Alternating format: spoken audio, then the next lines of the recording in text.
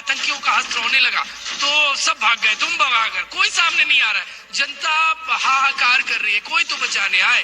जो दम भर रहे थे पाकिस्तानी, वो कोई नजर नहीं आ रहा। इसके साथ साथ आप मुझे जरा बॉर्डर एरिया की भी जानकारी दीजिए। वीडियो निकल कर सामने आया पाकिस्तान का, वो जरूर देखिएगा। जी जी बिल्कुल, मैं बॉर्डर एरिया की आपको बता रहा हूँ। पूरी बॉर्डर एरिया में हाजीपीर जो पाकिस्तानी का सेक्टर है पीओके, वहाँ पाकिस्तानी जो आतंकी उनके लॉन्च पैड है और वहां से लगातार गोलाबारी की जा रही है। और जैसे ही हिंदुस्तान की सेना ने जवाब दिया तो दुम दबाकर भाग गए। एक सोशल मीडिया पर देखिए एक वीडियो आया पाकिस्तान का, वो बता रहा है कि मौलाना मुनीर की फौज कैसे भाग रही है हिंदुस्तानियों की गोली के सामने, टिक नहीं पा रही है। मुझे कुछ चंद लाइनें याद आ रही है पाकिस्तान की इस दुर्दशा पर, वो आपको बता देता हूँ। और ये इस मौके पर बहुत इंपॉर्टेंट हो जाती है। देखिए, ये है द्वंद्व कहां तक पाला जाए, द्वंद्व कहां तक पाला जाए, युद्ध कहां तक टाला जाए। तू भी है राणा का वंशज, फेंक जहां तक भाला जाए। इस बिगड़ैल पड़ोसी को थोड़ा और बढ़ाइए से, फिर शीशे में ढाला जाए। दोनों ओर लिखा हुआ सिक्का भाई, सिक्का। हाँ, दोनों तरफ लिखा हो भारत, सिक्का वहीं उछाला जाए। ये दौर दूसरा है, वो दौर दूसरा था। 71 का दौर दूसरा था, 99 का दौर दूसरा था, ये दौर दूसरा है।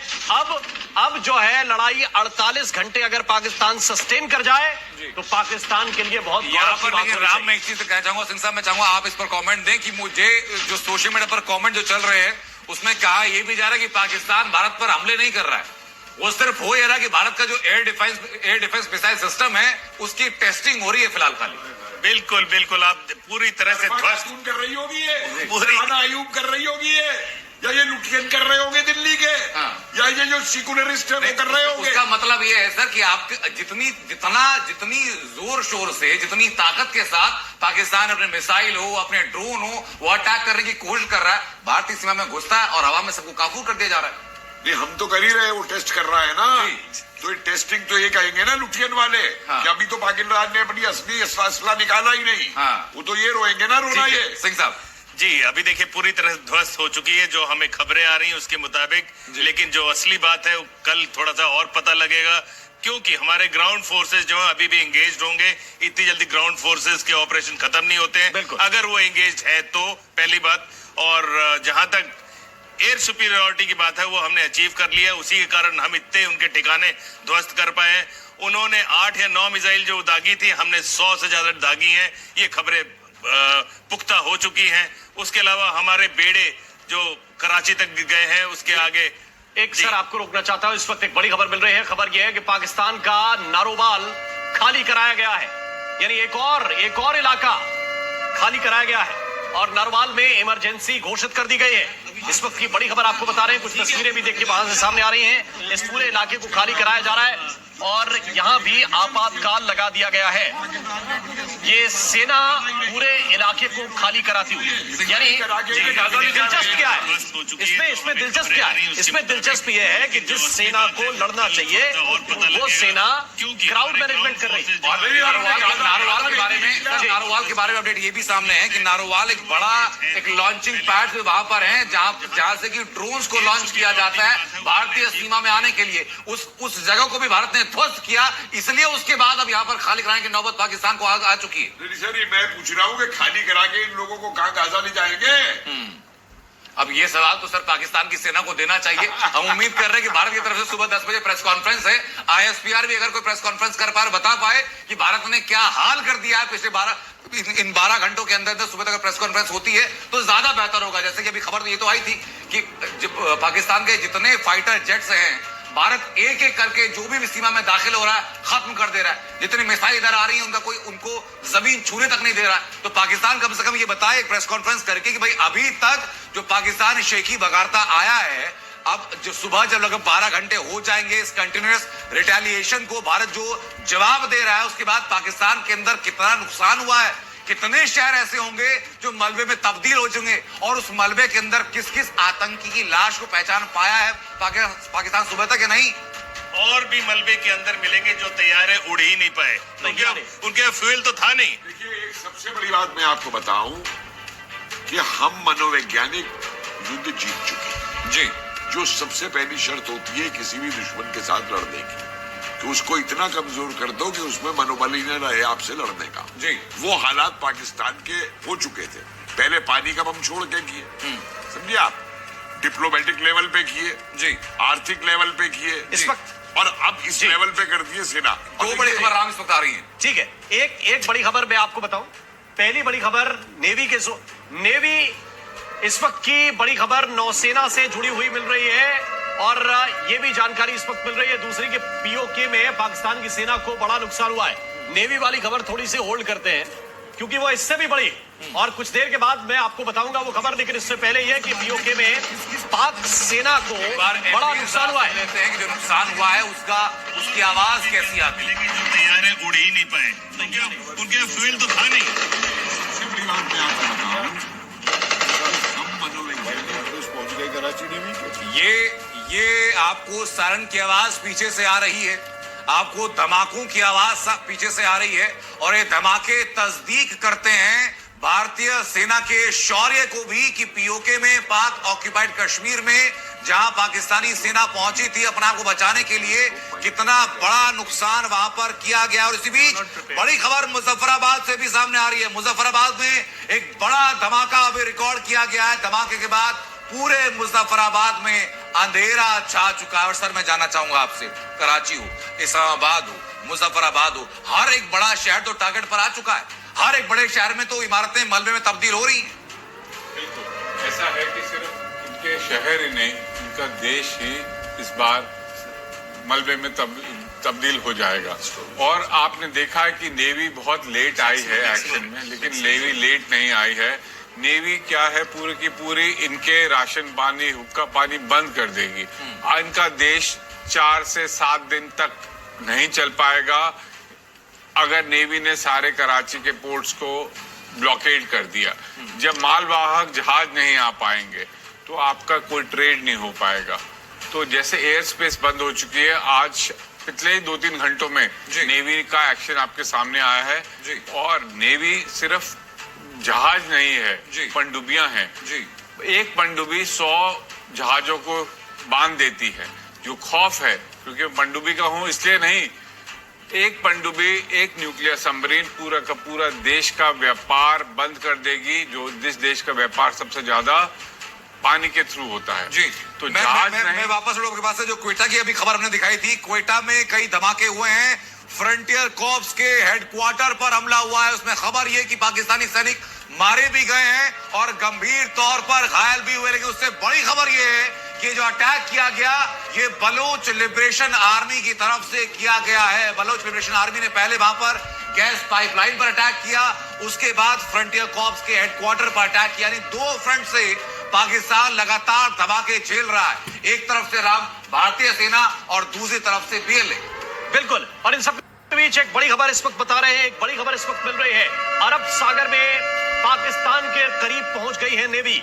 इस वक्त की बहुत बड़ी खबर आपको बता रहे हैं। उत्तरी अरब सागर में नेवी की जो टुकड़ियां हैं वो तेजी के साथ आगे बढ़ती हुई, मूव करती हुई नजर आ रही हैं। ये बड़ी जानकारी इस वक्त आपको बता रहे हैं। भारतीय नौसेना अब एक्शन में है और पूरी तरह से एक्शन में है। हाथ खोलने का मतलब क्या, एक मुहावरा है कि आपके हाथ खोल दिए गए। आपके हाथ खोल दिए गए हैं, उस मुहावरे को जमीन पर चरितार्थ कर रही है इंडियन आर्मी, आसमान में चरितार्थ कर रही है। नभा स्पर्शम दीप्तम बोलकर एयरफोर्स और शन्य वरुणा बोलकर अब नेवी भी आगे की तरफ बढ़ गई है। और अरब सागर में पाकिस्तान के किनारे की ओर अब नेवी का भी मार्च हो चुका है। सर जरा एक लाइन में जानना चाहता हूं, अभी ट्रेड की बात मत कीजिए, इस वक्त सिर्फ तबाही की बात कीजिए। ट्रेड जब रुकेगा तब रुकेगा। अभी बताइए कि हमारी नेवी क्या क्या कर सकती है। शिप का भाग गया, वो तुर्की ने भी एक शिप भेजा था ना, वो का भाग गया। जी तो देखिए, नेवी बहुत ही बड़ी फौज है, लेकिन दिखती नहीं है। वो स्टेट आइलैंड से डीप रहती है, चुपचाप से काम करती है। और लेकिन जो एक नेवी के जहाज से एक अगर सरफेस टू एयर मिसाइल या सरफेस टू लैंड मिसाइल जो 300-400 किलोमीटर तक जा सकती है, वो इतना तबाही कर सकती है कि कोई आर्मी के लाखों जवान नहीं कर सकते हैं या एयरफोर्स नहीं कर सकते। बड़ी जॉइंट ऑपरेशन सर, कोलैबोरेशन के साथ ही भारत पूरा एक्शन ले रहा है। इसमें जल सेना, वायु सेना, थल सेना, हमारी जो स्पेशल फोर्सेस है, हर कोई उस एक्शन में इक्वली पार्टिसिपेट कर रहा है। वही कह रहे हैं कि जब नेवी को आदेश मिलेगा, जब नेवी की जरूरत पड़ेगी और पड़ चुकी है और उन्होंने दिखा दिया है, आप देखेंगे कि एक एक मिसाइल एक एक शहर को तबाह कर सकती है। नेवी की इतनी क्षमता है, भारतीय नौसेना इतनी सक्षम है और उनका आपको कुछ घंटों में ही उनका जो प्रहार है उसको आपको नजर आएगा। एक चीज के ऊपर मैं ध्यान केंद्रित करना चाहूंगा सिंह साहब, मैं आपके पास आऊंगा सवाल को लेकर के कि अब से लगभग एक हफ्ता पहले ये खबर जी न्यूज ने ब्रेक की थी कि प्रधानमंत्री की तरफ से तीनों सेनाओं को फ्री हैंड दिया गया, जिसका जिक्र करते राम भी, और कहा गया था टारगेट, टाइमिंग और एक्शन तीनों चीजों को आप खुद तय कीजिए। ये उसी का नतीजा है कि स्ट्रेटेजिकल तरीके से हर एक उस बड़े शहर को चिन्हित किया गया, पिन पॉइंट किया गया जहां पर की बड़ी आर्मी डिप्लॉयमेंट पाकिस्तान की थी। देखिए मैं अपने और थी मैं इसलिए कह रहा हूं सर क्योंकि मलबा वहां पर हो चुका है। मैं अपने कमांडर राजीव की मैं बात को आगे बढ़ाता हूं। इन्होंने जो बोला कर सकती है, वो हो रहा है, कर सकती नहीं, वो आप कर रहे हैं। और ये खुद इतने बड़े इनका तजुर्बा है सबमरीन में, उसकी कहानियां इनसे सुनिए तो बहुत आपको अच्छा लगेगा। लेकिन हाँ, आपने जो सवाल किया जी, क्या था सवाल आपका सर? मेरा सवाल यही था सर कि जो टारगेट, टाइमिंग और एक्शन के लिए ध्यान दिया गया था, लेकिन इसी बीच बड़ी खबर एक और आ रही है सर। एक और पाकिस्तान के नुकसान की खबर आ रही है जो कुछ वक्त पहले में दोबारा ब्रेक भी की थी। क्वेटा में एक पाक सैनिक की मौत हुई है, 3 घायल हुए हैं। फ्रंटियर कॉर्प्स के हेडक्वार्टर पर यह अटैक किया गया है। जी, टारगेट्स का चयन बहुत सालों से चल रहा है हमारे पास, और इंटेलिजेंस गैदरिंग वो बहुत इंपॉर्टेंट एस्पेक्ट है जिसके कारण ही हमने अभी इतने सटीक निशाने लगा पाए हैं। और इसमें हमारे मित्र देशों का भी बहुत सहयोग मिला है, उनका भी मैं धन्यवाद करता हूं। एक अपडेट कर दूं, उसके बाद हम अपने रिपोर्टर के बाद चलेंगे। अपडेट अभी ये आ रही है कि पाकिस्तान के एयरफोर्स में जबरदस्त दहशत है। ये ब्रेक हम कर रहे हैं, ये खबर ब्रेक हम कर रहे हैं कि पाकिस्तान के एयरफोर्स में जबरदस्त दहशत है। उसके पीछे का सपोर्टिंग फैक्ट ये है कि पाकिस्तान के कई फाइटर पायलट्स ने जंग में जाने से इनकार कर दिया है। ये वहां की फौज की फितरत और है। देखिए लीडरशिप खत्म हो चुकी है ना जी। कोई वहां से पीछे ऑर्डर देने वाला बचा ही नहीं, तो मानेगा कौन? नहीं सिंह साहब, ये सब उन 93,000 की औलादे हैं। कोई उनका पोता है, कोई उनका बेटा है, जिन्होंने उस समय सरेंडर किया था 71 के अंदर। तो 2-2.5 करोड़ तो वहां पे कायर वैसे ही बैठे हुए हैं उनके मौजूद। बाकियों को इससे ही फुर्सत नहीं है कि हम औरतों को रेप कर देंगे, हम नस्ल बदल देंगे। तीसरी कैटेगरी मुल्लाओं की है जो वहां पे भाषण देते रहेंगे। इनमें लड़ने वाला है कौन अब इनके अंदर? वही नतीजा सामने भी आ रहा है सर। और हमारे सहयोगी प्रमोद शर्मा और रजत वोरा दोनों हमारे साथ लगातार बने हुए हैं। मैं प्रमोद के पास चलना चाहता हूं। प्रमोद जरा बताइए, क्योंकि पाकिस्तान की एयरफोर्स अब ये कह रही है कि यार ये क्या करेंगे, ये तैयारी उड़ा के। उन तैयारों में न तो फ्यूल की तैयारी है, न उनके कम्युनिकेशन सिस्टम की तैयारी है, और तैयारे उड़ाने वाले भी अब कह रहे हैं कि अब ये क्या करेंगे, उड़ा के वहां जाते हैं और फूट के आ जाते हैं, या फिर अखनूर में जैसे एक पकड़ा गया वैसे पकड़े जाएंगे, हिंदुस्तान की चाय पीनी पड़ेगी।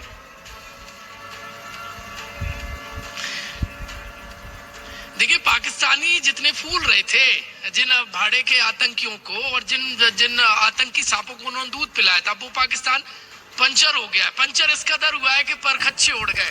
पाकिस्तान पंचर, परखच्चे और परेशानी इस हद तक है कि उनके अपने नेता भाग गए। लाहौर में जाइए, लाहौर में आपको भयावह तस्वीरें हैं। जो वहां के बासिंदे थे वो भाग रहे, यहाँ कोई बचाने वाला नहीं है, क्योंकि यदि आतंकियों को पालोगे तो हश्र यही होगा। एक बार जो हिंदुस्तान की तरफ आंख उठाकर देखेगा। मैं आपको रोकना चाहता हूँ, इस वक्त बहुत बड़ा अपडेट मिल रहा है, बहुत बड़ा प्रमोद अपडेट मिल रहा है। रजत वोरा के पास हम चलेंगे। इस वक्त बड़ी जानकारी मिल रही है बलूचिस्तान से। बलूचिस्तान के आर्मी ने, BLA ने पाकिस्तान की कई चौकियों पर अपने झंडे गाड़ दिए हैं। ये आधी रात का अपडेट है, ये आधी रात का अपडेट है कि कई जगह चौकियां हैं पाकिस्तान की सेना की, और वहां पर बलूच लिबरेशन आर्मी ने अपने झंडे गाड़ दिए। पाकिस्तान की सेना अपनी चौकियां बचा नहीं पाई, चौकियां छोड़कर भाग गई है, और वहां पर झंडे बलूच लिबरेशन आर्मी के लहराने लगे हैं। यानी कि ये वापस खबर सामने आ चुकी है जो एयरफोर्स में खौफ का माहौल है, या पजामे में भागे। अब ये तस्वीरें सामने आएंगी तो बताएंगे सर, लेकिन जो लगातार खबर आपको दे रहे हैं कि कई पायलट्स ने जंग में जाने से इनकार कर दिया है। ये भारत का खौफ है, ये भारत का खौफ है जहां कई पायलट्स ने जंग में जाने से इनकार कर दिया है। रजत वोरा इस वक्त हमारे साथ जुड़े हो, क्योंकि रजत इसके आई विटनेस है इस वक्त। रजत, जो एयर डिफेंस सिस्टम हमारा है, क्या उसका खौफ माना जाए कि पाकिस्तान के अंदर से यह खबर मिल रही है कि वहां के पायलट अब अपने फाइटर प्लेन उड़ाना नहीं चाहते? जी बिल्कुल राम, आपको बता दें कि कुछ दिन पहले भी जी मीडिया ने एक एक्सक्लूसिव वीडियो जो है बताई थी, जिसमें देखा गया था कि पाकिस्तानी सेना के कई सारे जो यहाँ पर सैनिक हैं वो यहाँ पर रिजाइन करें, और साथ ही साथ वो अपने जो सिविलियंस हैं जो पजामा फोर्स अपनी तैयार कर रहे थे, जिनका पजामा आज पूरी तरह से फट चुका है, वो पजामा फोर्सेस को तैयार कर रहे थे कि आप मरने के लिए जाइए, हमारे में दम नहीं है। भारत ने हमारी जो पतलून है उसमें किस तरह से यहाँ पर पूरी तरह से हमें नंगा कर दिया, और अब कहीं ना कहीं जिस तरह से एयर डिफेंस सिस्टम भारत का यहाँ पर कामयाब हुआ है, वो साफ तौर पर दर्शाता है कि पाकिस्तान जितनी मर्जी कोशिश कर ले। सुबह उसने 15 जगह पर कोशिश की, उसके बाद जम्मू में यहाँ कोशिश की, पठानकोट में, राजस्थान में, जहां जहां भी उसने कोशिश की, हर जगह उसके मुंह की खानी पड़ी। मैं लौट रहा हूँ इसी बीच एक और बड़ी खबर आ रही है, बड़ी खबर कुछ पहले ब्रेक किया हमने कि पाकिस्तानी सेना चौकियां छोड़ करके भागना शुरू कर चुकी है, और जो लगातार जी न्यूज आपको बता रहा है कि एक तरफ भारत की तरफ से हमला किया जा रहा है, तो दूसरी तरफ बलूच लिबरेशन आर्मी भी एक्टिव हो चुकी है, और बलूच लिबरेशन आर्मी ने पाकिस्तान की कई चौकियों पर अपने झंडे गाड़ दिए हैं। बीएलए ने कई चौकियों को कब्जा लिया। और कपिल जी, मैं इस बारे में रिएक्शन जानना चाहूंगा आपका। सर, ये तो दोहरी मार पड़ रही है पाकिस्तान को, बल्कि तीसरी मार मारी है। भारत भी मार रहा है, उधर से बीएलए भी उनकी चौकी पर कब्जा कर रहा है। तीसरा ये कि पाकिस्तान के अंदर जिस तरह के पीटीआई कार्यकर्ता सड़कों पर आ रहे हैं, गृह युद्ध की आशंका भी वहां पर है। सर, गृह युद्ध तो चल रहा है वहां पे भाई साहब जी। आप देखिए ना, बलोचों ने ठोक रखा है, पख्तूनों ने ठोक रखा है, वो तालिबानियों ने ठोक रखा है, सिंध वाले खड़े हुए तैयार हो गए। आप थोड़ी देर में देखना, जहां भी हमारे शिप्स कराची पहुंच जाते हैं, आप सिंध में इनका हाल देखना क्या है, क्या होता है इनका लेकर के। तो गृह युद्ध तो इनमें कई गृह युद्ध चल रहे हैं। इनकी जो सेना है उसके अंदर भी आपस में युद्ध चल रहा है। कौन बनेगा इनका वो जनरल, उसके तो नाम का ऐलान हो चुका है सर। नामकरण तो हो चुका है। उस जनरल की पहली कामयाबी यही होगी कि अरे सर, अभी आप टूटा पिटा टूटा फूटा देश संभालेंगे। नहीं। अरे सर, अभी आप देखिए तो सही, मुगलों का इस तरीके का जो इतिहास है ना, देखिए है ना, कौन सा जनरल संभालता है। एक बड़ी खबर इस वक्त मिल रही है, उसकी तरफ जाना ही चाहिए। बड़ी खबर यह है कि रावलपिंडी हेडक्वार्टर पर हमला किया गया है। इस वक्त की बड़ी खबर आपको बता रहे हैं, रावलपिंडी हेडक्वार्टर को निशाना बनाया गया है। इससे पहले हमने आपको मुजफ्फराबाद की तस्वीरें भी दिखाई हैं, इससे पहले हमने आपको लाहौर की तस्वीरें भी दिखाई हैं। रावलपिंडी हेडक्वार्टर पर निशाना साधा गया है। थोड़ी देर पहले इस्लामाबाद से इस तरह की खबर निकलकर सामने आई थी कि 20 ठिकानों पर इस्लामाबाद में हमला हुआ है, और अब बड़ी जानकारी इस वक्त रावलपिंडी से मिल रही है। रावलपिंडी हेडक्वार्टर को अनंत निशाना बनाया गया है। बिल्कुल, और ये बड़ी बात है। और साथ ही साथ मुजफ्फराबाद से भी अपडेट ये है राम कि मुजफ्फराबाद में इमरजेंसी घोषित कर दी गई है। संभवतः 7वां शहर है पाकिस्तान का पिछले आधे घंटे के अंदर जहां ब्लैकआउट भी किया गया, और वहां इमरजेंसी भी घोषित कर दी गई है। पाकिस्तानी सेना कई चौकियां छोड़कर भाग भी रही है, ब्लैकआउट भी हो रहा है, इमरजेंसी भी घोषित कर दी गई है। और हमारे साथ इस वक्त स्टूडियो में संगीत रागी भी जुड़ चुके हैं। संगीत रागी जी, कैसे देख रहे हैं ये अगला? मैं आपसे ये मैं सोच के रखा था संगीत जी को, मैंने जैसे ही देखा, मुझे संगीत रागी जी, आप बताइए कि संग्राम का संगीत क्या होना चाहिए? देखिए, आज तो कुछ ऐसा ही लग रहा है जैसे महाकाल और महाकाली जो है, जो खप्पड़ लिए हुए जो है, वो पाकिस्तान की सीमा में प्रवेश कर रहे हैं। जो सूचना आ रही है कि our boots on their soil, कुछ चीजें इस प्रकार की खबरें आ रही हैं, और मुझे लगता है इसमें कोई दो राय है नहीं कि पाकिस्तान, मुझे एक यंग कमांडो ने मुझे कुछ दिन पहले कहा था, सर ये हमारे लिए ये कितना बेशकीमती दिन होगा जब हमको लड़ने के लिए जाना पड़ेगा। और वो अभी शादीशुदा नहीं है, लड़का है, वो अपनी शादी के कार्ड के लिए ही मेरे पास आया था। कहा जब छिड़ गया, तुमने कहा क्या होगा? कहा ये कितना बेशकीमती दिन होगा। और सर, पिछली बार हम 23 दिन लगाए थे जब हम 2 फ्रंट से, 13 दिन 7 दिन से ज्यादा नहीं है पाकिस्तान हमारे लिए। हम घुस जाएंगे, और बॉर्डर से जो मेरे मित्र लोग हैं जो बॉर्डर पे हैं, जो पूरे कमांड वगैरह सिस्टम को कंट्रोल कर रहे हैं जी, उनका भी दे आर फुल्ली प्रिपेयर्ड। और जो लोग बार बार ये कह रहे थे ना कि नरेंद्र मोदी क्यों समय ले रहा है, समय ले रहा है, आएंगे सर। एक बड़ी खबर इस वक्त, जम्मू से ब्लैकआउट हटाया गया है। हाँ, ये बहुत बड़ी खबर है। नहीं, ये 2 घंटे पहले की खबर है। जम्मू में बिजली की आपूर्ति इलाकों में सर बचा हुआ था, बहाल कर दी गई। मैंने जम्मू में वहां से भी हटा दिया। जम्मू के वाइस चांसलर से मैंने फोन किया, प्रोफेसर दीपक कुमार को फोन लगाया मैंने तुरंत जम्मू यूनिवर्सिटी यूनिवर्सिटी के, मैं कभी क्या स्थिति है? मैं बस एक रिक्वेस्ट, मैंने जम्मू यूनिवर्सिटी के वाइस और जो रिसेंट डेवलपमेंट है उसको हम लोग टीवी पर डिस्क्लोज ना करें, ठीक है, बेटर रहेगा। दोस्त मित्र लोग हैं तो सेना के नहीं। नहीं, वो मित्र टाइटल काफी है सर। तो ये बड़ी खबर यह है कि जम्मू में आपूर्ति पूरी तरह से बिजली की बहाल कर दी गई है। यानी अब सेना पूरी तरह से आश्वस्त है कि वहां से कोई भी हमला आएगा तो जलती हुई बिजली में भी हम उसको मार गिराएंगे, रोशनी के साथ भी हम उसको मार गिराएंगे। आपका चैनल ब्लैकआउट हुआ है कि नहीं पाकिस्तान? हमारा चैनल बैन, बहुत पहले वो चोरी देख रहे हैं। चैनल कल शाम बैन हो चुका है सर मेरा वो एक- चोरी देख सर, रहे हैं। मेरा एक टेक्निकल सवाल है कोमोडोर साहब से, जी। क्योंकि ये ब्लैकआउट की बात मैं तब तो समझ सकता हूं कि जब प्लेन ऊपर से आते थे और वो नीचे लाइट देख करके बम फेंकते थे।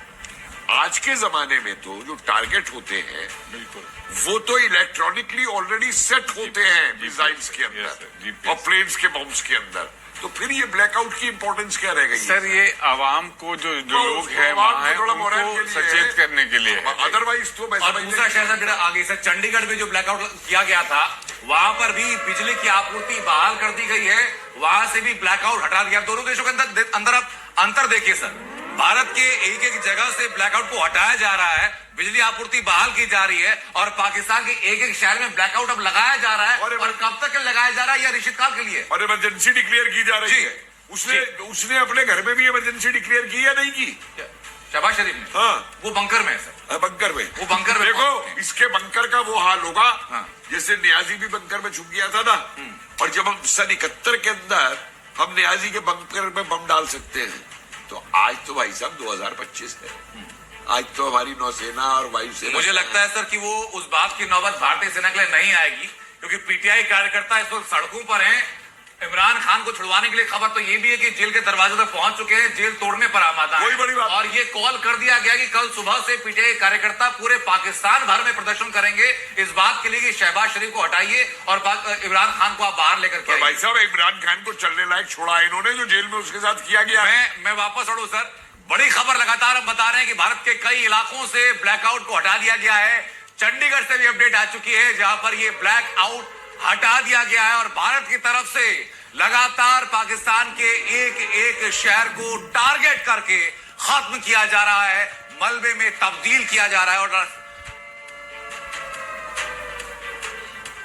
और हमारे सहयोगी ब्रजेश इस वक्त हमारे साथ जुड़ चुके हैं। ब्रजेश, जरा बताइए कि फिलहाल क्या अपडेट है ग्राउंड पर? देखिए, ग्राउंड पर लगातार एक्शन चल रहा है, और एक्शन को ध्यान में रखते हुए जो बॉर्डर से सटे हुए इलाके हैं कंप्लीटली ब्लैकआउट कर दिया गया है। मैं जिस जगह भी मौजूद हूं यहां पे अगर आप देखें तो आपको हर तरफ अंधेरा दिखाई देगा। अंधेरा इसलिए कि यहां भी ब्लैकआउट है। यहां जो घर है, घरों के अंदर लोग मौजूद हैं। आप जो शेल्टर्स लोगों ने लिए हुए हैं शेल्टर्स में है, हालांकि जो यहाँ पे बंकर्स बनाए गए हैं वो यहाँ से काफी दूर है, लेकिन एहतियातन ब्लैकआउट इसलिए किया गया है ताकि किसी भी तरह की रोशनी, किसी भी तरह की लाइट मैं ब्रजेश वापस आऊं। इस बीच बड़ी खबर, बीएसएफ ने जेके साबा सेक्टर में घुसपैठ की कोशिश को नाकाम किया है। साबा सेक्टर में घुसपैठ की कोशिश थी, बीएसएफ ने टारगेट किया और उस साजिश को नाकाम कर दिया है। पिछले 1 घंटे के अंदर ये चौथी खबर है जहां घुसपैठिए को न्यूट्रलाइज किया गया है, रोका गया है घुसपैठ को। इस ऐसी किसी भी साजिश को, और ना सिर्फ घुसपैठ को रोक दिया गया बल्कि इसके साथ साथ आर्मी की तरफ से, भारतीय थल सेना, जल सेना, वायु सेना की तरफ से एक एक करके स्ट्रेटेजिकल तरीके से पिन पॉइंट करके टारगेट को हिट किया जा रहा है, खत्म किया जा रहा है। बिल्कुल निश्चित तौर पर एक एक करके बहुत ही टारगेट करके जो आज सुबह से पाकिस्तान की पिटाई हो रही है, इस वक्त जो दर्द, जो इस वक्त उसकी बिलबिलाहट है, वो निश्चित तौर पर सुबह हम तस्वीरों के जरिए आपके सामने रखेंगे। लेकिन ये तय है जो स्थिति आज सेना ने, नौसेना ने, वायुसेना ने पाकिस्तान में की है, वो जख्म उसके कई सालों तक हरे रहने वाले हैं। ये तय है कि पाकिस्तान ने जो गलती आज 8 बजे जम्मू में की थी, पंजाब की सरहद में की थी, राजस्थान में की थी, पहली बात तो वो पूरी की पूरी गलती वहीं उसी समय हवा में ही नाकाम कर दी गई। उसके बाद एक एक करके जो भारत की तरफ से हमले किए गए, लाहौर से लेकर के कराची तक, पाकिस्तान की स्थिति बहुत ज्यादा खराब है। और सबसे बड़ी बात यह है कि वहां की लीडरशिप अस्थिर हो चुकी है। हो सकता है कि कल सुबह की जब पहली किरण निकले तो उसके बाद वहां की लीडरशिप में भी जबरदस्त तरीके से बदलाव हो। क्या इसको मान सकते हैं सर कि ये बदलाव इस वजह से होगा? मुझे लगता है कल तक हो जाना चाहिए, पाकिस्तान में सत्ता परिवर्तन हो जाना चाहिए।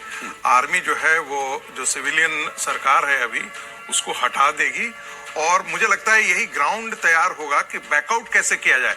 अब पाकिस्तान के लिए सबसे बड़ी बात यह है कि हम कैसे अपने फेस को सेव कैसे करें। अब वो मुश्किल ये हो गया है कि आज रात जो उसने अटैक कर दिया 8:10 के बाद जो अटैक शुरू हुआ है, अब भारत के खिलाफ उसने ऑल आउट वार छेड़ दिया है। और भारत के यदि आप डेवलपमेंट देखते हैं सुबह उस समय शाम के 8 बजे से डोवल जी का प्राइम मिनिस्टर से मिलना, इसके बाद सीडीएस का डिफेंस मिनिस्टर से मिलना, सीडीएस का तीनों सेनाओं के प्रमुख से बात करना, तो भारत ने तय कर लिया कि अब हमको ऑल आउट वार जाना चाहिए। और मुझे लगता है कि एक तस्वीर दिखा देते हैं कि भारत की तरफ से नूरवाला में भी एक बड़ी स्ट्राइक की है। उसकी पहली तस्वीर अब से कुछ सेकंड के बाद आप जी न्यूज पर देखेंगे।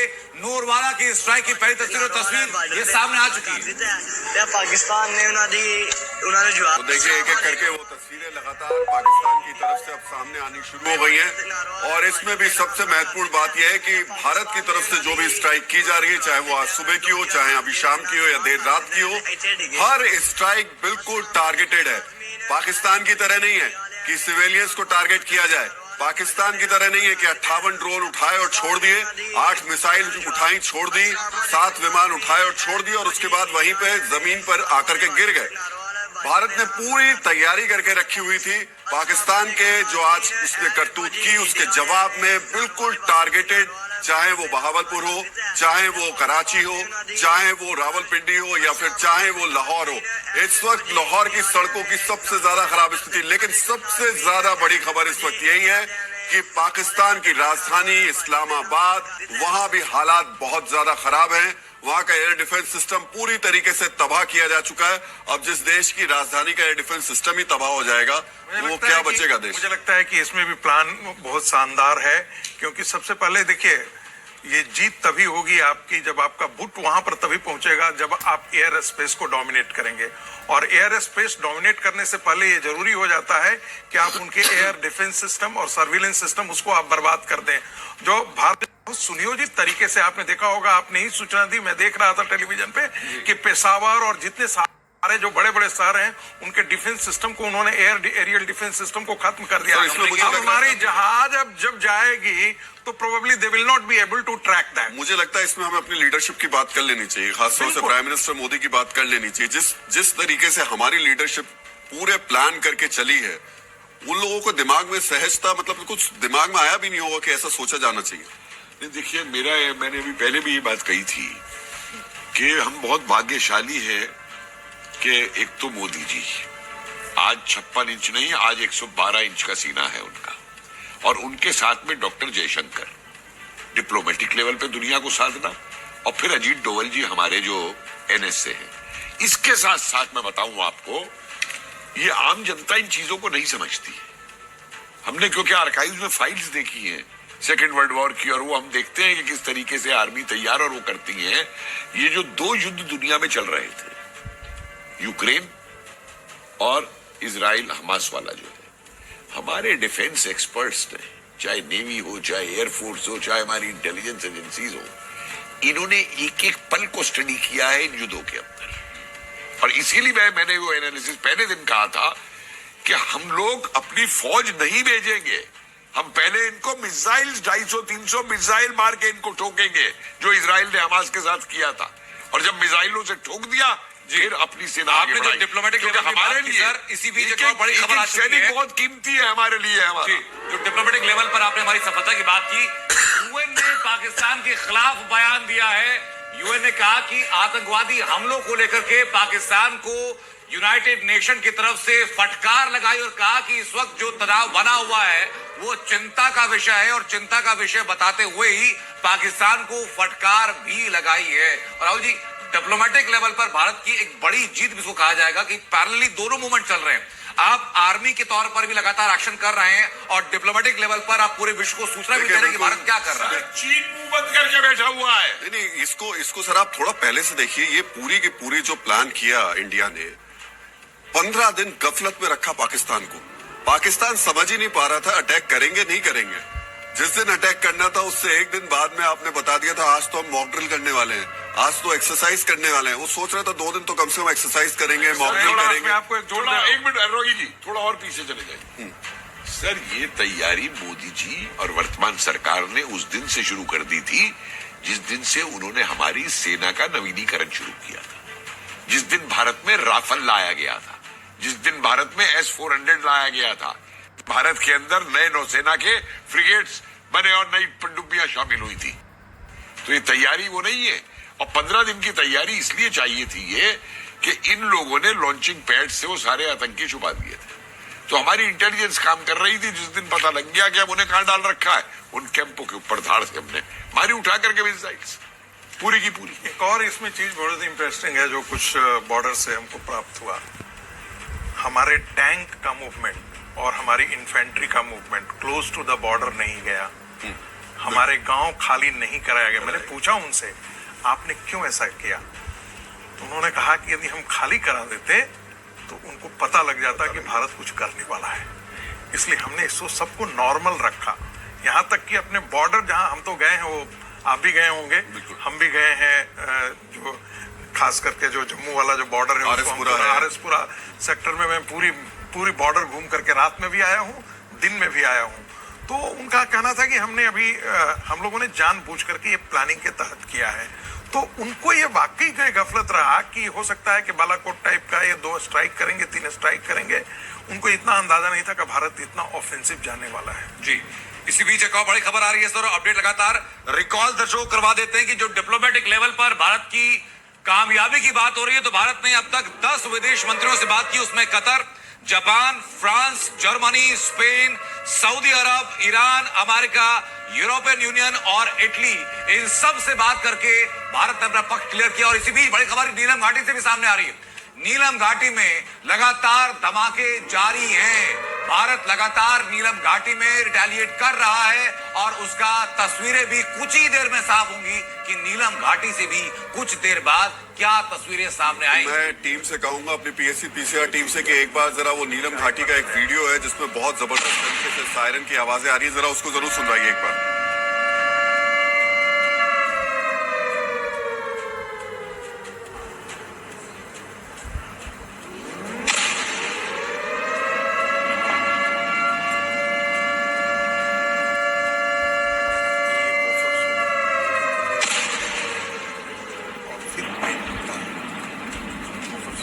कुछ इसको आइडिया लगता है।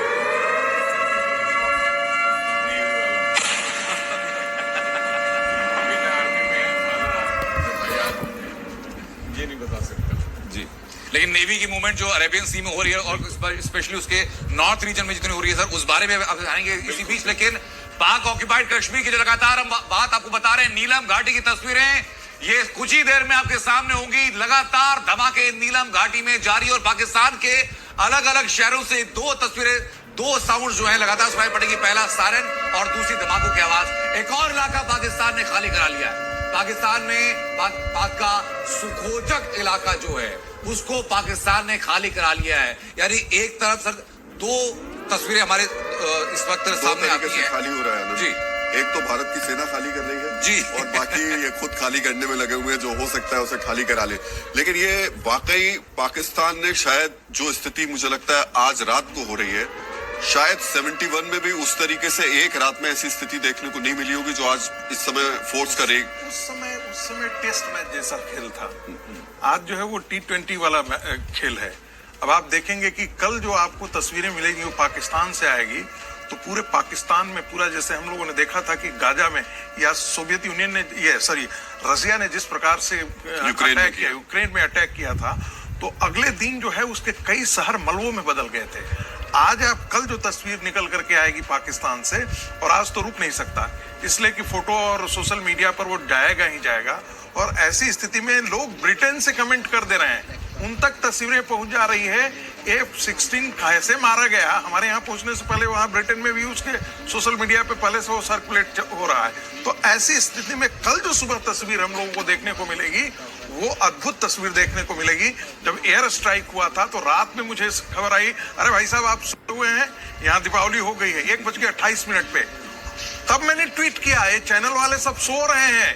मैंने ट्वीट किया है, ये चैनल वाले सब सो रहे हैं, अरे भाई मिसाइल अटैक हो चुका है। और तब रात भर में जागता रहा, उस समय तस्वीर नहीं दिख रही थी। लेकिन जब आज देखा तो उसकी भयावहता किस प्रकार थी वो देखने लायक थे। वैसे ही कल जब सुबह होगा तो आप देखेंगे कि पूरे पाकिस्तान की तस्वीर एक कल सुबह की तस्वीर बहुत ज्यादा अहम हो जाती है। लेकिन मैं पीसीआर से कहूंगा एक बार जरा मैप इस वॉल पर लेकर के आए और अनंत एक बार जरा ये बताइएगा कि किन किन इलाकों में अभी जो तस्वीरें आ रही हैं या जो अटैक्स हुए हैं वो कौन कौन से शहर हैं, एक बार जरा बता दें। लेकिन सर मैं आपसे जरूर पूछूंगा, हम बार बार एक स्टैंड लेके कह रहे हैं कि पाकिस्तान का हाल ना गाजा बना देना चाहिए पाकिस्तान को। बिल्कुल मैं सहमत हूँ सर।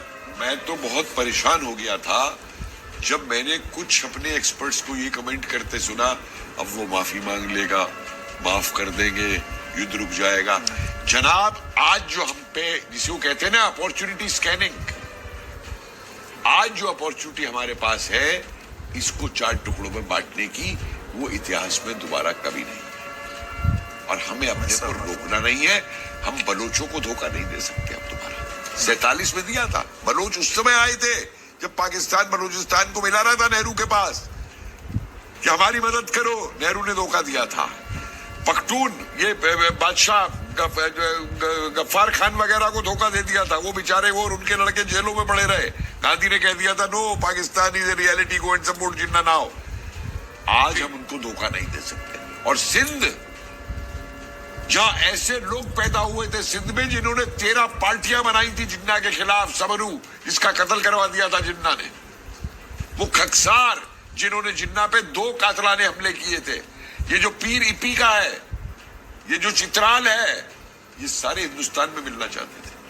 मैं कपिल सर आपको बस माफीदार होना चाहूंगा। इससे पहले मैं एक बार मैप हम दिखा देते हैं कि पाकिस्तान में अब तक कहां हमला भारत कर चुका है। इस्लामाबाद की तस्वीर दिखाएंगे आपको, लाहौर, सियालकोट, बहावलपुर, सरगोधा, फैसलाबाद, कराची। और ये अभी एनिमेशन के जरिए आप देख रहे हैं कि प्लेन यहां पर आ रहे हैं, धमाका करके जा रहे हैं। लेकिन ऐसी ही तस्वीरें, ऐसे ही धमाके, ऐसे ही आग के शोले पाकिस्तान के इस हर शहर में हैं जहां एयर डिफेंस सिस्टम से लेकर के कम्युनिकेशन सिस्टम तक सब कुछ तबाह हो चुका है। देखिए जरा, लाहौर से लेकर इस्लामाबाद, बहावलपुर, सियालकोट, फैसलाबाद, सरगोधा, कराची में जाऊंगा। प्रोफेसर कपिल कुमार अगर आप आ पाए और बता पाए कि हर इस बड़े शहर में तस्वीर तो ऐसी ही है जैसी फिलहाल हम मैप पे दिखा रहे हैं। नहीं, देखिए एक सवाल और है जी। हमने यहाँ पे सिर्फ बड़े शहर दिखाए हैं क्योंकि वो मैप बनाने में थोड़ा टाइम लगेगा जी, समझे। लेकिन जैसे बहावलपुर है, इसके जो और इलाके जहां जहां इनके आर्मी के वो इस्टेब्लिशमेंट्स थे जी, इस्लामाबाद के पास जहां जहां थे इनके, सरगोधा के पास जितने इनके थे, लाहौर के पास एयरबेस भी है। वही तो लाहौर के पास वो मैं चाहूंगा स्ट्रेटेजिकली पॉइंट करके इन शहरों को निशाना बनाया गया। अपने ग्राफिक आर्टिस्ट से कहिए जरा सुमेरे तक एक जैसे वो आर्मी के मैप बनते थे ना कि इधर से अटैक किया, रेड पॉइंट दिखाते हुए, वो दिखाते हुए एक ऐसा मैप बनाएं और ये ना दिखाएं चाबी का छल्ला, ब्लास्ट दिखाएं सर हमारे कैसे ब्लास्ट किया है हमारे हवाई जहाजों ने, सर हमारे कैसे हमारी मिसाइलों ने तोड़ा है इनको। ये जो बड़े गाजी बनते थे सर, हमारे ग्राफिक्स के लोग इस वजह से थोड़ा परेशान है। वो एक बनाते हैं, पता चला पीछे से फिर एक और हो रहा है। नहीं उसका बेस, उसका बहुत इतना तेजी से हमले हो रहे हैं कि वो बनाने में थोड़ा उसका तरीका रखना पड़ेगा। लेकिन देखिए अब सवाल क्या है, हमारी नौसेना इस समय यहाँ है जी, ये कट जाएगा जी। वो गवार, वो क्या है वो चीन वाला जो है गवादर सर, क्या है इधर है ना वो जी। आप एक चीज नोट कीजिए, चीन चुप होकर बैठा, क्यों चुप होकर बैठा? चीन की आज हिम्मत नहीं, बोलती बंद है चीन की। रोज छोटे छोटे स्टैंड बदल रहा था ना, पहले कह रहा था पाकिस्तान को आतंकवाद रोको जी, फिर कहता है एस्केलेट नहीं होना चाहिए।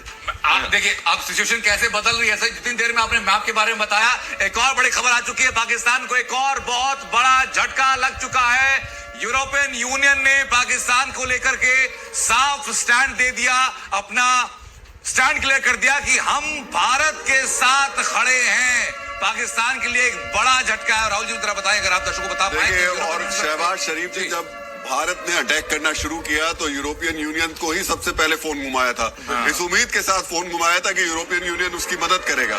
लेकिन यूरोपियन यूनियन, अमेरिका, मुझे लगता है इस समय सिर्फ अगर तुर्की को छोड़ दे तो पूरा विश्व भारत के साथ खड़ा हुआ है। सर यूरोपियन यूनियन की एक वजह है, इन लोगों ने गजवाए यूरोप शुरू कर रखा है। ये खाली गजवा हिंदी करते, टर्की पुराने ऑटोमन एम्पायर का खलीफा बनना चाहता है।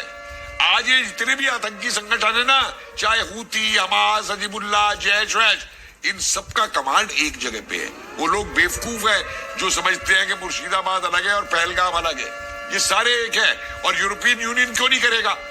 जब इंग्लैंड के अंदर पाकिस्तानी रेपिस्ट गैंग पहुंच गए हैं जिन्होंने वहां 10,000 मासूम बच्चियों को रेप कर डाला, तो उससे सबसे ज्यादा तो ये यूरोप वाले घबराए हुए हैं। देखिए, पेरिस सबर्ब में जितने दंगे होते हैं और बम फटते हैं वो तो हम लोगों को नहीं मालूम है। स्पेन की वही हालत है। जर्मनी एक थोड़ा सॉफ्ट था जिसको कह सकते हैं, उसका बदहाल कर दिया है। यूरोप के अंदर, खासकर ब्रिटेन के अंदर 28 सरिया काउंसिल काम कर रहे हैं। तो इतने अपने अंदर से ही इनको वे आउट नहीं समझ में आ रहा था। अकेला जिसे कहते हैं ना, इसलिए भी स्टैंड साफ किया गया कि भाई इस सिचुएशन में हम लोग भारत के साथ खड़े हो। इसलिए बड़ी खबर सामने आ चुकी है पीओके के हाजिरा इलाके में भी बड़ी तबाही मचा दी गई है। भारत की बड़ी कार्रवाई लगातार जारी है। पीओके की जगह हो या पाकिस्तान के बड़े शहर हो, पाकिस्तान की राजधानी हो, पाकिस्तान के डिप्लोमेट्स के इलाके हो, उनके घर हो। प्रधानमंत्री शहबाज शरीफ के घर के पास में ब्लास्ट हुआ है। आसिम मुनी के घर के इलाके के पास में ब्लास्ट किया जा चुका है। और अब एक और बड़ी खबर पीओके से आ रही है जहां हाजिरा इलाके में बड़ी तबाही मचा दी गई। राहुल जी, जो काउंटडाउन जिस तरीके से लगातार सामने आ रहा है, ये हमें लग नहीं रहा कि सुबह होने तक पाकिस्तान का कोई भी एक इलाका ऐसा बचेगा जहां की तस्वीर जारी करने के लायक भी पाकिस्तान बचेगा। ये तो तय है, पाकिस्तान ने बहुत बड़ी गलती की। पाकिस्तान ने सोचा नहीं हुआ कि वो जो अटैक कर रहा है उसका खामियाजा उसको कितनी बुरी तरीके से भुगतना पड़ेगा। तो ये तय है। सामर्थ्य तो वही होता है, शक्ति भी वही होती है आपके पास, लेकिन डिपेंड करता है कि डीएम कौन है। वैसे ही नेतृत्व किसके हाथ में है ये बहुत महत्वपूर्ण होता है। हम पिछले 25-30 साल से देख रहे थे कि भारत का नेतृत्व जो है एक सक्षम नेतृत्व नहीं था जो डिसाइसिव निर्णय दे सके। हमें भारत का हित महत्वपूर्ण है। आपने देखा होगा 2-3 दिन पहले प्राइम मिनिस्टर का स्टेटमेंट, जब हम निर्णय लेते हैं तो हम ये नहीं देखते हैं कि दुनिया क्या सोचेगी। नेहरू दुनिया से ज्यादा सोचते थे। नरेंद्र मोदी दुनिया क्या सोचती है इसकी परवाह नहीं करते। मेरा देश हित कहाँ है? जब ये जज्बा हो ना, और जब पॉलिटिकल लीडर ये जज्बा दिखा दे, अरे आपके पास तो एक बहादुर कौम है। आपके पास एक बहादुर, जो मुझे वाकई याद आ रहा है वो यार कि संसद हमले के बाद भारतीय सेनाएं तैयार थी पाकिस्तान पर अटैक करने के लिए, लेकिन तत्कालीन जो राष्ट्रपति थे वो आप देखिए वो बीच में आए और पाकिस्तान आपके दर्शकों के लिए कार्रवाई कर दी। आपके दर्शकों के लिए बता दूं, 15 अगस्त 1948 को माउंट बेटन ने चिट्ठी लिखा नेहरू को। जी राहुल जी ध्यान दीजिए, 15 अगस्त 1948, एक साल बाद। मैं आज कल आयरलैंड जा रहा हूं, वहां से मैं कनाडा चला जाऊंगा। हम जानते हैं आप बहुत शिकायत झेल रहे हैं क्योंकि हमने ही आपको कहा कि आप यूएन सिक्योरिटी काउंसिल में चले जाइए, और ये जानते हुए भी कि पाकिस्तान के कमांडर ने राइटिंग में ये लिख करके दिया है कि भारत से युद्ध हम हार जाएंगे, युद्ध नहीं लड़ना चाहिए। हमने आपसे एक तरफा युद्ध बंद करवाने की घोषणा करवाई। ये रिटन डॉक्यूमेंट है। 15 अगस्त 1948 को मैं भेज दूंगा आपको। ठीक है सर, पाकिस्तान का हिस्टोरिकल बैकग्राउंड पर जाए। इसी बीच प्रेजेंट में क्या क्या हो रहा है, एक और बड़ी खबर सामने आ चुकी है सर। पाकिस्तान से एक और बड़ी खबर सामने आई। बड़ी खबर ये कि, और कराची से इस वक्त की बड़ी खबर सामने आ चुकी है। कराची से ब्रेकिंग न्यूज इस वक्त सामने है। तुर्की का कार्गो शिप कराची पहुंचा है। जिस बात का जिक्र थोड़ी देर पहले हो रहा था कि वैश्विक पटल पर कोई पाकिस्तान के साथ नहीं, लेकिन तुर्की संभवतः सहायता कर सकता है। ये हथियारों की सप्लाई की आशंका है। भारत को सबसे पहले तुर्की के इस जहाज को उड़ा देना चाहिए, कार्गो शिप को। मैं फिर ये कहता हूं कि जब तक आप ऑफेंसिव नहीं लेंगे, तुर्की अपने आप में, जैसे इन्होंने कहा, इस्लामिक वर्ल्ड का लीडरशिप के लिए पहले 4 लोग लड़ रहे थे। इजिप्ट लड़ रहा था। इजिप्ट ने उस समय, आपको ध्यान होगा कि स्वेज कैनाल बंद करके यूरोपियन की एंट्री मना कर दिया था। ठीक है, इजिप्ट उस समय था। इसके बाद दूसरा टर्की था, तीसरा जो है वो सऊदी अरब चूंकि मक्का में है, और चौथा जो है वो पाकिस्तान, पांचवा जो है ईरान। ये 5 ऐसे कंटेंडर थे जो इस्लामिक वर्ल्ड का नेता बनने के लिए थे। इजिप्ट को पीट पाट करके डेविड कैंप का समझौता हुआ और इजिप्ट इस लड़ाई से बाहर निकल गया। समझ गए कि नहीं?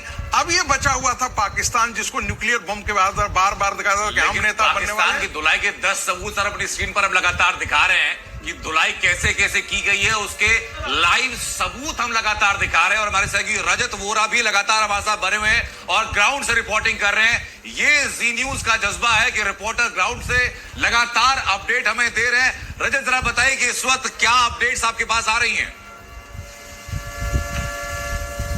जी बिल्कुल, बता दें कि अभी हमें अंदर आना पड़ा क्योंकि राजौरी में लगातार शेलिंग हो रही है। लाइट बंद करने के लिए हमें कहा जा रहा है बार बार, और क्योंकि आपको बता दें कि जिस तरह से मैं एक बार बीच में रोकूंगा आपको। शेलिंग यहाँ पर ये हो रही बात है। मैं बार बार आपसे कह रहा हूँ, इस चीज का ध्यान रखिए। अथॉरिटीज जो कह रही हैं उसको बिल्कुल अक्षरशः मतलब शब्दशः फॉलो कीजिएगा। बिल्कुल जो वो लोग कह रहे हैं उसको फॉलो करते हुए चलिए। इस वक्त हर किसी को, अथॉरिटीज को, सेना को, अर्धसैनिक बल हमारे, उन सबको सपोर्ट करना है। हमें कहीं भी कोई काम ऐसा नहीं करना है जिससे कि उनके लिए कोई चुनौती खड़ी हो।